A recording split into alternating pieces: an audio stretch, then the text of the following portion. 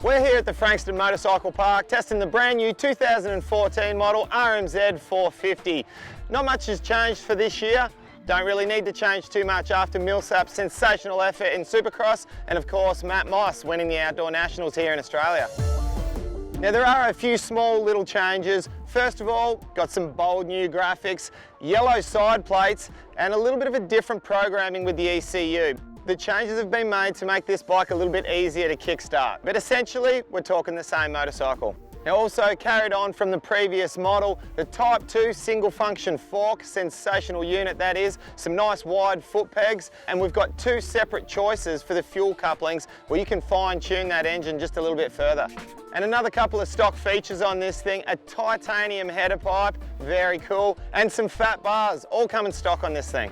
Well, not a lot's changed on this, but super keen to get out there and give it a bit of a try. I'm here alongside Lukey Lee. We're going to go give this thing a test, can't wait.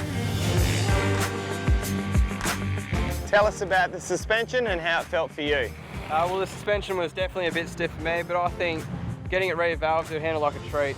Nice. Now, let's have a quick little chat about the engine. Obviously a lot of snig, a lot of horsepower, super smooth. This thing, to me, almost feels like you can ride it like a 250 or a 450. You've got options. Yeah, it felt very smooth, but then again, with the leaner plug, it was a lot more aggressive and it just handled like any other 450. It's great to have the option of the leaner fuel coupling or the richer one, so you can tailor make it to however you want it. The very first thing that I noticed when riding this motorcycle, feels great between your legs. The ergos are really nice, awesome flat seat so you can move around very easily, while the seat has a gripper seat cover that pretty much where you plant that bump, it's not going to be slip sliding around, which is great. It's what we need nowadays. For a 450, I thought the brakes worked really good. You get a fair bit of speed going down the straight, so it's always good to start off with good brakes.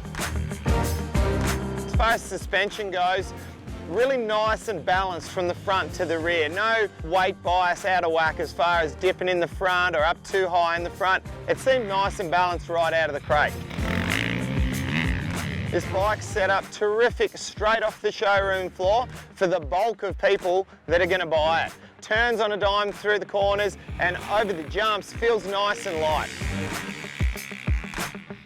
I'd only change handlebars only because I'm pretty short. I'm only 5'7", so I'd like a lower bend bar. The very first thing that I would change personally on this, bearing in mind that it handles very well, it turns exceptionally well, I'd just get a little bit more horsepower out of it. There's a number of things you can do to that, bolt-on exhaust, you know, a little bit of porting or whatever it may be. But that's the first thing that I'd do, is just bring it to life a little bit more horsepower and you'd be rocking.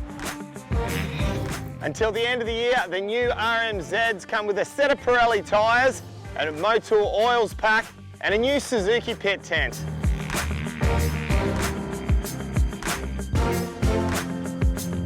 For all your motorcycle insurance needs, contact Insuremyride at insuremyride.com.au. Comprehensive motorbike insurance from less than $1 a day.